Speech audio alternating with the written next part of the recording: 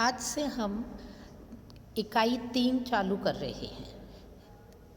इकाई 3 में 4 कवियों का संगम हम पढ़ पाएंगे, जिनमें पहली कवियत्री हैं मीराबाई, दूसरे कवि हैं रहीमदास, तीसरे कवि होंगे रसखान और चौथी कवियत्री होंगी सहजोबाई।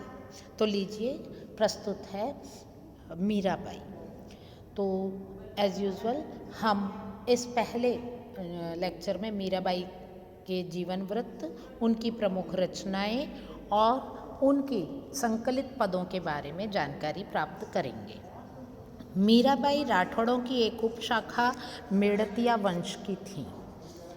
उनके राव दूधा जी ने अपने भाई वरसिंह सहित मेड़ता पर, जो इन दोनों मालवे के सुल्तान के अधिकार में थे, तत्कालीन मेड़ता नगर की पुरानी बस्ती के दक्षिण में नया मेड़ता नगर बसाया। राव दूधा के 2 रानियां थीं। उनके चतुर्थ पुत्र थे रत्न सिंह। मीरा इन्हीं रत्न सिंह की पुत्री थीं। श्री नरोत्तम दास स्वामी के अनुसार मीरा का जन्म संवत 1555 और 1561 के बीच माना जाता है।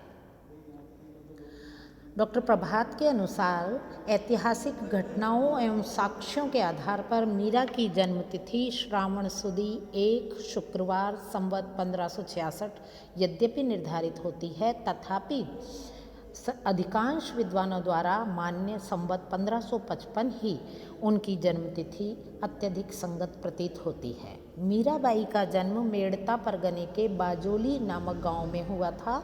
वहां से कुड़की गांव में आ गए थे तथा वहीं उनकी माता का देहांत भी हुआ। फलतः उनका जन्म स्थान कुड़की ही लिखा जाता है।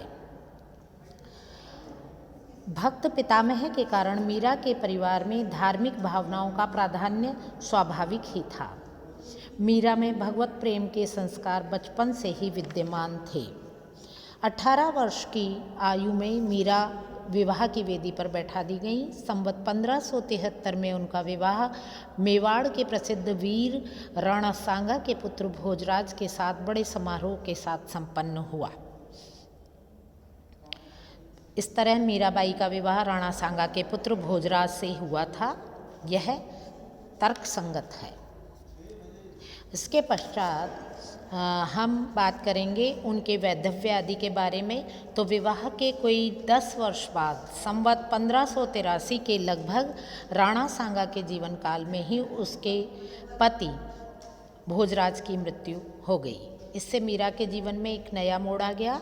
मीरा की लौकिक रति, जिसे पति के असामयिक निधन के कारण विकसित और पल्लवित होने का अवसर ही नहीं मिला था, अब भक्ति के प्रबल संस्कारों के कारण कृष्ण प्रेम में शनैः शनैः परिवर्तित हो गई।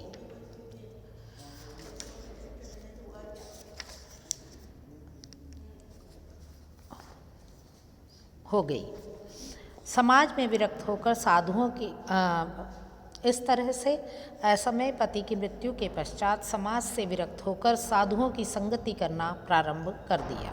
राज परिवार का उन्हें विरोध झेलना पड़ा। उनके देवर ने मीरा को अनेक यातनाएं दी, परंतु श्री कृष्ण के प्रति मीरा की भक्ति भावना कदापि कम नहीं हुई।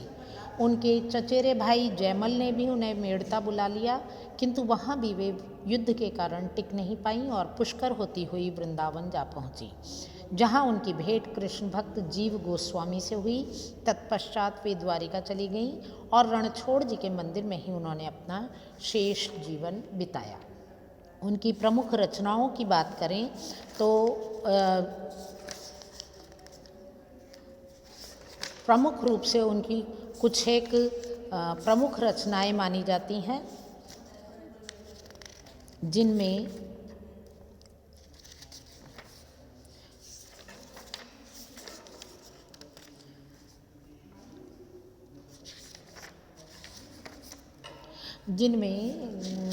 प्रमुख रचनाएं हैं नरसी जीरो माहिरो, गीत गोविंद की टीका, मीराबाई का मल्हार, राग गोविंद, राग सोरठ के पद और मीरा पदावली आदि।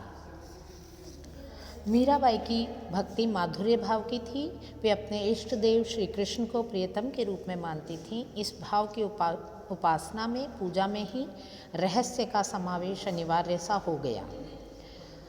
मीरा के काव्य में राजस्थानी मिश्रित ब्रज भाषा का प्रयोग हुआ है, उसमें गुजराती का पुट भी है। उनके पदों में वियोग रस की प्रधानता है, जो मीरा की भक्ति भावना का प्राण तत्व बन गया। मीरा के पद गीति काव्य में हैं, उनके पदों में सरसता, सुगमता और प्रवाह है। भक्त लोग आज भी उनके पदों को बड़े लय के साथ गाते हैं। और यदि उनके संकलित पदों की बात करें तो प्रस्तुत संकलन में उनके 10 पद संकलित किए गए हैं, जिनका हम सिलसिलेवार अगले लेक्चर में पठन पाठन करेंगे। तब तक के लिए नमस्कार, धन्यवाद।